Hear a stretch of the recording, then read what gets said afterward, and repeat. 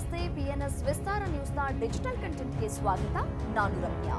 ಪಶ್ಚಿಮ ಬಂಗಾಳದ ರಾಜಕೀಯ ಸಮರ ಈಗ ಕುತೂಹಲಕಾರಿ ಘಟ್ಟಕ್ಕೆ ಬಂದು ತಲುಪಿದೆ.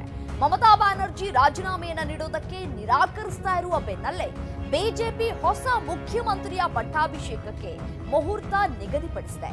ಈ ರಾಜಕೀಯ ಬಿಕ್ಕಟ್ಟಿನ ನಡುವೆಯೇ ಕೋಲ್ಕತ್ತಾದಲ್ಲಿ ಶನಿವಾರ ಹೊಸ ಸರ್ಕಾರ ಅಸ್ತಿತ್ವಕ್ಕೆ ತರೋದಕ್ಕೆ ತಯಾರಿ ಭರ್ಜರಿಯಾಗಿ ನಡೀತಾ ಇದೆ.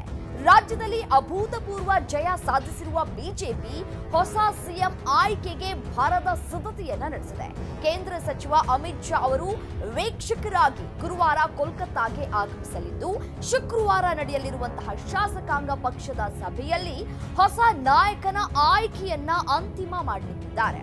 ಬಿಜೆಪಿ ರಾಜ್ಯಾಧ್ಯಕ್ಷ ಸಮೀಕ್ ಭಟ್ಟಾಚಾರ್ಯ ನೀಡಿರುವ ಮಾಹಿತಿಯಂತೆ ಮೇ 9ರ ಶನಿವಾರ ಬೆಳಿಗ್ಗೆ 10 ಗಂಟೆಗೆ ಕೋಲ್ಕತ್ತಾದ ಬ್ರಿಗೇಡ್ ಪರೇಡ್ ಮೈದಾನದಲ್ಲಿ ಪ್ರಮಾಣ ವಚನ ಸ್ವೀಕಾರ ಸಮಾರಂಭ ಜರುಗಲಿದೆ. ಈ ಐತಿಹಾಸಿಕ ಕ್ಷಣಕ್ಕೆ ಪ್ರಧಾನಿ ನರೇಂದ್ರ ಮೋದಿ ಸೇರಿದಂತೆ ಹಲವು ಗಣ್ಯರು ಸಾಕ್ಷಿಯಾಗಲಿದ್ದಾರೆ.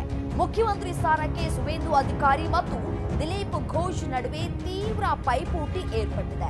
ಮಮತಾ ಬ್ಯಾನರ್ಜಿ ಅವರನ್ನ ಸೋಲಿಸಿರುವಂತಹ ಸುವೇಂದು ಅವರಿಗೆ ಆರ್ಎಸ್ಎಸ್ ಹಿನ್ನೆಲೆ ಇಲ್ಲದೆ ಇರುವುದು ಹಿನ್ನಡೆಯಾದ್ರೆ, ದಿಲೀಪ್ ಘೋಷ್ ಅವರಿಗೆ ಸಂಘದ ಬೆಂಬಲ ಪ್ಲಸ್ ಪಾಯಿಂಟ್ ಆಗಿದೆ. ಇವರ ಜೊತೆಗೆ ಅಗ್ನಿಮಿತ್ರ ಪೌಲ್ ಹಾಗೂ ರೂಪಾ ಗಂಗೂಲಿ ಅವರ ಹೆಸರುಗಳು ಕೂಡ ಕೇಳಿಬರ್ತಿವೆ. ಮಮತಾ ಬ್ಯಾನರ್ಜಿ ಅವರು ಸದ್ಯಕ್ಕೆ ಸಡ್ಡು ಹೊಡೆದಿರೋದ್ರಿಂದ ಹೊಸ ಸಿಎಂ ಪದಗ್ರಹಣ ಹೇಗೆ ನಡೆಯಲಿದೆ ಎಂಬುದು ಈಗ ಎಲ್ಲರ ಕುತೂಹಲಕ್ಕೆ ಕಾರಣವಾಗಿದೆ.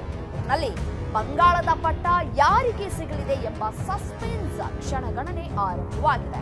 ಮಮತಾ ಬ್ಯಾನರ್ಜಿ ಅವರ ಮುಂದಿನ ನಡೆ ಮತ್ತು ಬಿಜೆಪಿ ಹೈಕಮಾಂಡ್ನ ಅಂತಿಮ ನಿರ್ಧಾರ ಇಡೀ ದೇಶದ ಗಮನವನ್ನ ಸೆಳೆದಿದೆ.